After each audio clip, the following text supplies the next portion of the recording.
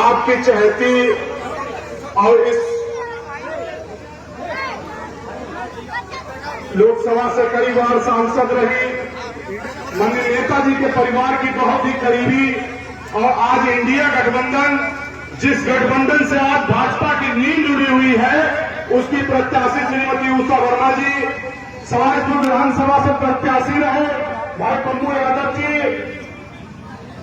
कांग्रेस के जिला अध्यक्ष भाई आशीष सिंह जी, सरन सिंह पांडु जी, डॉक्टर मोहरा जी और हमारे साथी आनंद भाई, जब्बार भाई, जुबेर भाई, तमाम सम्मानित मंच, सामने बैठी हुई है सानी की जनता, नौजवान साथियों, आपको आज तय करना है कि किस विचारधारा के साथ आने वाली 13 तारीख को आपको चलना है।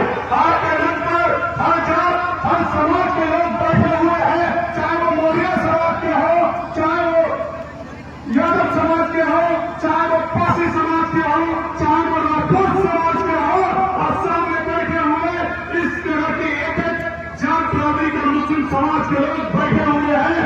आपको तय करना है कि किस विचारधारा के साथ आपको चलना है। उस विचारधारा के साथ चलना है तो भीमराव अम्बेडकर जी के बने संविधान को खत्म करना चाहती है कि उस विचारधारा के साथ चलना है तो भीमराव अम्बेडकर जी के बने संविधान को बचाना चाहते हैं। मेरे साथियों, आने वाली 13 तारीख को जब आप साइकिल का बटन दबाने जाए, जब आप वोट डालने जाए तो आपको चुनना होगा। उस समय आप जब बटन दबाएं तो सोचना होगा कि आप लोग अपने बच्चे के भविष्य के बारे में सोचना पड़ेगा। बटन दबाने से पहले एक बार सोच लेना कि आपको 5 किलो का झोला आपके बच्चे के हाथ में देखना चाहते हो कि उसके उज्जवल भविष्य के लिए उसके हाथ में कलम देखना चाहते हो। ये सब आपको सोचना पड़ेगा। आज ये भारतीय जनता पार्टी के लोग हिंदू मुसलमान की राजनीति करते हैं। सीबीसी हिंदू मुसलमान की राजनीति के लिए हमारी पार्टी के वरिष्ठ नेता माननीय आजम खान साहब का क्या गुनाह था। उन्होंने एक गरीब किसान के बेटे के हाथ में कलम देना चाहा था, उन्होंने यूनिवर्सिटी बनाई। ये भारतीय जनता पार्टी के लोग कभी नहीं चाहते हैं कि आप लोग पढ़ो लिखो। जब पढ़ लिख कर आपका बेटा बड़ा होगा तो ये अपने हक की बात करेगा और भारतीय जनता पार्टी के लोग यही नहीं चाहते। इसलिए आजम खान साहब के पूरे परिवार को जेल भेजने का काम इन भारतीय जनता पार्टी को किया है। आने वाली 13 तारीख को आपको इसी सब बातों को सोच के वोट करना है। साथियों, ये चुनाव बहुत अहम चुनाव है। ये चुनाव श्रीमती उषा वर्मा जी का नहीं है, ये चुनाव पप्पू यादव का नहीं है, ये चुनाव हर एक व्यक्ति का है। अगर इस चुनाव में हम लोग हार गए तो आने वाली तारीखों में कभी चुनाव नहीं होगा, कभी आपके दरवाजे पे कोई नेता वोट नहीं मांगने आएगा, क्योंकि भारतीय जनता पार्टी के लोग संविधान को खत्म करके डेलीगेट्स का चुनाव कराएंगे। आने वाले समय में इनके नेता मंत्री बोलते हैं कि आने वाले समय में हम संविधान को बदल देंगे।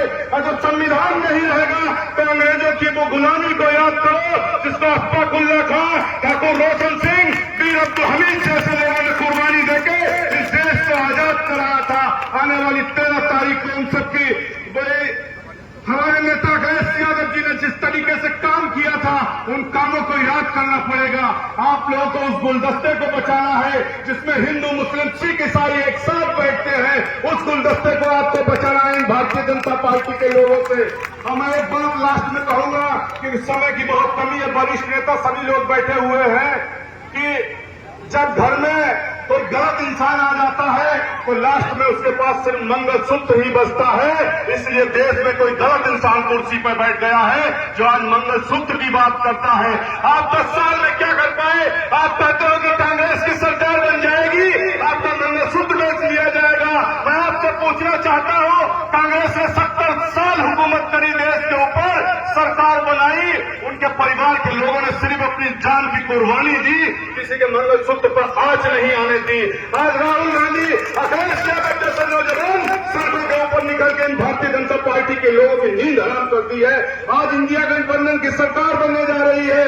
जब 2 चरणों में इन्हें कुछ नहीं मिला तो आज इनके नेता हिंदू मुसलमान पर उतर आए हैं। सिर्फ हिंदू मुसलमान, सिर्फ हिंदू मुसलमान। इसलिए हिंदू मुसलमान की खाई को आपको पाटना है।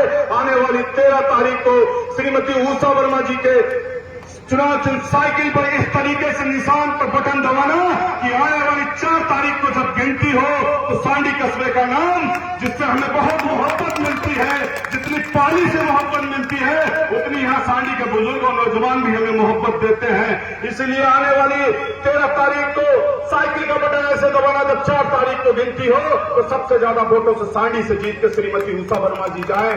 आप सबसे एक बार मैं कहता हूं, एक बार नारा लगाए, श्रीमती उषा वर्मा, अखिलेश यादव, अखिलेश यादव राहुल गांधी, अखिलेश यादव पन्नू यादव। इन सब बातों के साथ मैं अपनी बात को यहीं पर खत्म करता हूं। जय हिंद, जय समाजवाद, अखिलेश यादव जिंदाबाद। बहुत बहुत धन्यवाद रहमत अली मोनू जी, संविधान की बात बताई।